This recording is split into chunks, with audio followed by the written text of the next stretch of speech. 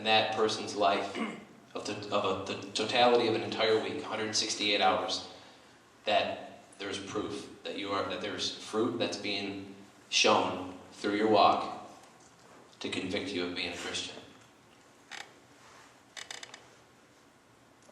I don't know. You have to answer that yourself.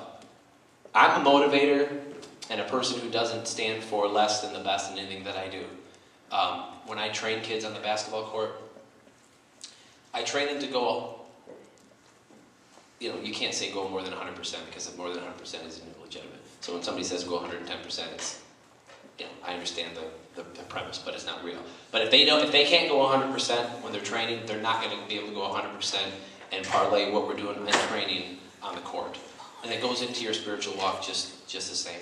If you're not sowing 100% of your wherever you are in your sanctification process, sanctification being how much more are you walking in godliness in your life every day. But if you're not putting the time into Him, it's going to be a byproduct of either you have fruit or you don't have fruit in your life. When Jesus said that we are connected to the vine, and we only get what we get through the connection with Him, we can't be disconnected and think we're going to bear fruit. He even says that you can't get grapes from a thorn bush. How does that happen? You can't.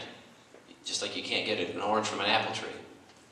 You have to be connected to the source, and the source being Him.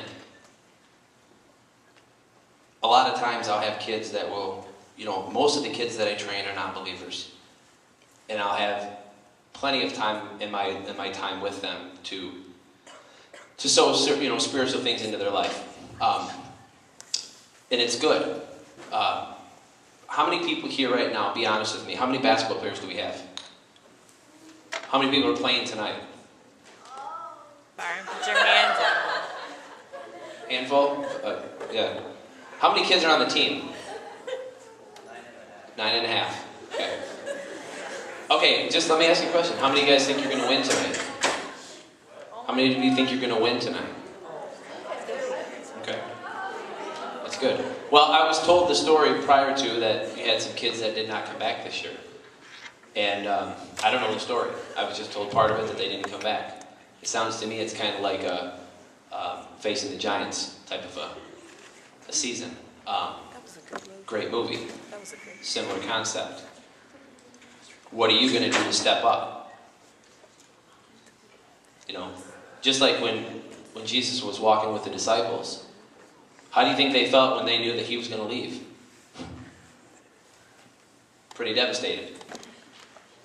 You guys have tonight the opportunity to seize some sort of moment. And I'm not saying winning is everything, because I coach an AAU team. This year they'll be 17 and under. We were probably in the top 3 in the state last year. And before every game we would pray, and I would never pray that we won. I would pray that we honored Him, that when the kids left the court, they would be viewed upon as kids that, even if they weren't believers, they were genuine, they loved the game, they respected the game, but more importantly, they respected their opponent. And tonight, win or lose, you have that to hang your hat on. I don't know how good you are. I've never seen you play. The game is to me, it's a microcosm of life, because you've got to push and pull.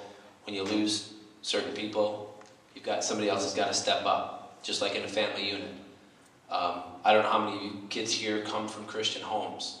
And I'm talking not people that just profess to be Christians, but people that truly are. And that you are a byproduct of that environment. If you're not, my heart breaks for you. But I will tell you this, as kids, because I'm convicted, and understand something, I don't stand up here saying I've got it all put together. And like I've done it all right my entire life, and I still blow it miserably at times. But there are the times of my life that are the most life-changing are when my kids come up to me and say something that is so precious and so innocent that it just cuts me to nothing. And I think, man, they get it, and they don't even get it. But it changes me. And my point to that is this. You guys have a place in your parents' life. You're their offspring, you're their children. You can make a difference in their life by speaking spiritual truth into them. There's nothing more precious than to see something that's innocent bring something that is good to something that maybe isn't innocent. And even though you might think that it may not land on fertile soil when you first say it, just continue. God will have his way. Like I said, everybody's going to cross paths with him at some point. It's just going to be, is it on this side or is it on the other side? Because salvation is a supernatural work of God and is done by faith alone, the evidence that you are truly born again is that you are going to grow. There is going to be growth in your spiritual walk. How many people here honestly believe when they get up in the morning, their first and foremost thought is Jesus Christ? You don't have to raise your hand.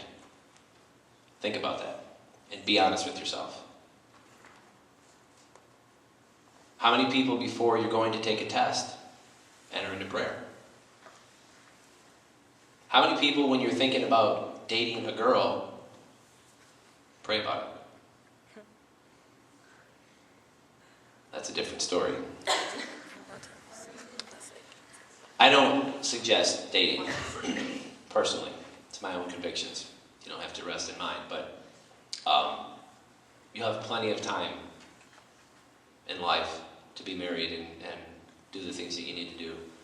I think one of the major things that you guys need to, especially in this culture, is to understand is that you are precious to God. Whether you are a child of his right now or not, as far as being totally sanctified and redeemed, you are still a precious creation to him. I got online this morning because I typically will just kind of see what's going on in the world, and it's pretty depressing most of the time. 3 things. How many people heard about the pastor that was shot in Illinois, I believe it was? Right during the middle of his sermon, the guy walked up, just shot him.